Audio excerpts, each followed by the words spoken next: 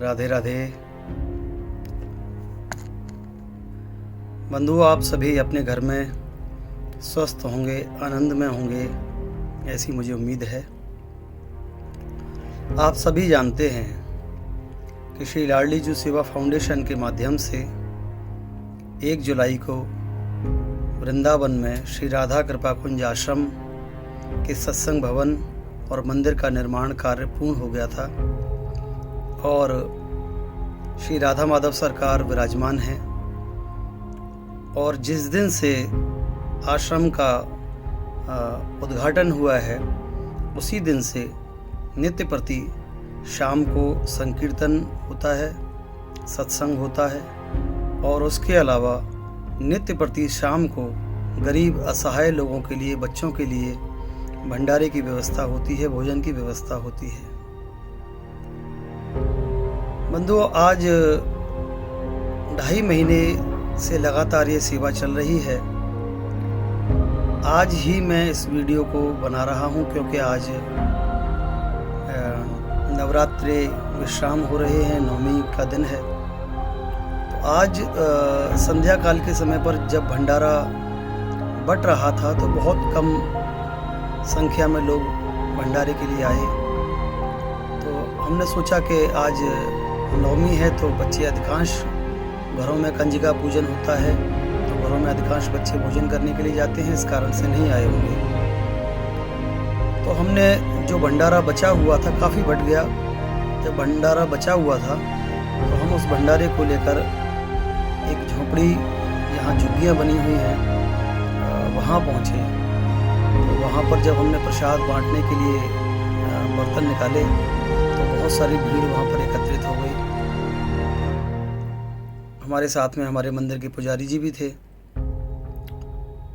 तो एक छोटी सी बच्ची जिसने आज मेरे दिल को हिला दिया, और मैं समझता हूँ कि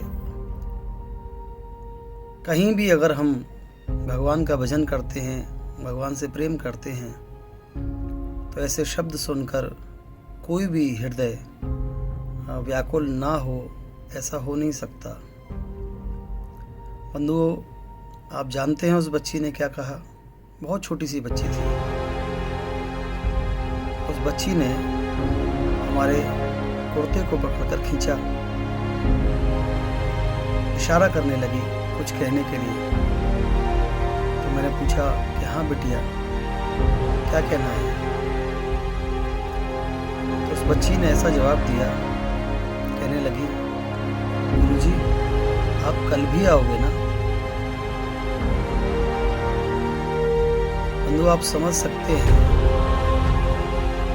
कि ये वाक्य क्या प्रदर्शित करता है।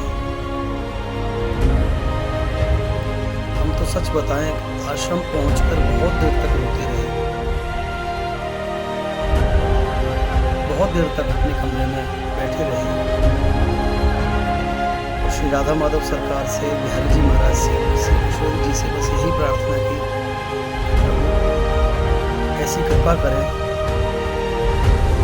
कोई बच्चा इतनी लाचारी से कभी ऐसे शब्द ना बोले, उसका पेट पूरा हो, उसका भोजन की व्यवस्था। और वो जितना ट्रस्ट आश्रम कर सकता है उतना कर रहा है, लेकिन अभी बहुत आवश्यकता है। बहुत सारे ऐसे बच्चे हैं, बहुत सारे ऐसे लोग हैं जिनके भोजन की व्यवस्था नहीं हो पाती है। और जब वो बच्चे दौड़ते हुए गाड़ी के पास पहुंचे तो आप समझ सकते हैं कि शायद वो ये प्रतीक्षा कर रहे थे कि कोई आए और उनको भोजन खिलाए। श्री किशोरी जी ने कृपा की, बिहारी जी ने कृपा की, श्री राधा माधव सरकार ने कृपा की कि किसी न किसी माध्यम से हमें वहां भेज दिया। मेरा आप सबसे बस यही आग्रह है कि आप सभी श्री लाडली जू सेवा फाउंडेशन में ज़्यादा से ज़्यादा आगे आकर सहयोग प्रदान करें, ताकि जो संकल्प हमने लिया है कि श्री धाम वृंदावन में कोई भी असहाय व्यक्ति, कोई भी भूखा व्यक्ति न सोए, उसके भोजन की व्यवस्था हो। और उस प्रयास को करते हुए, ये प्रयास हमारा अकेले का नहीं है, कहीं ना कहीं इस प्रयास में आप सबका सहयोग है, लेकिन अभी सहयोग की बहुत आवश्यकता है। आप सभी कहीं ना कहीं जहाँ भी अपना पैसा खर्च करते हैं, शौक मौज के लिए खर्च करते हैं, तो एक बार ये ज़रूर सोचिए कि कहीं कुछ लोग ऐसे भी हैं जिनके भोजन की व्यवस्था नहीं है, जिन्हें भोजन की बहुत आवश्यकता है। तो आप अपनी कमाई से कुछ ना कुछ सहयोग श्री लाडली जी सेवा फाउंडेशन में अवश्य दें, ताकि ज़्यादा से ज़्यादा हम लोगों तक भोजन की व्यवस्था पहुंचा सकें। और मैं समझता हूं कि आप सब ये कर सकते हैं, क्योंकि हमने एक संकल्प लिया है कि प्रतिदिन एक रोटी की व्यवस्था तो आप कम से कम कर ही सकते हैं। प्रतिदिन अगर एक रोटी आप किसी को खिलाते हैं तो वो भी आपके लिए बहुत बड़े पुण्य की बात है। और एक एक रोटी करके हम बहुत कुछ अर्जित कर सकते हैं, जिसके माध्यम से उन लोगों तक भोजन पहुंच सकता है जो लोग जिनकी नज़रें कहीं ना कहीं प्रतीक्षा करती हैं, कोई आएगा और हमें भोजन खिलाएगा।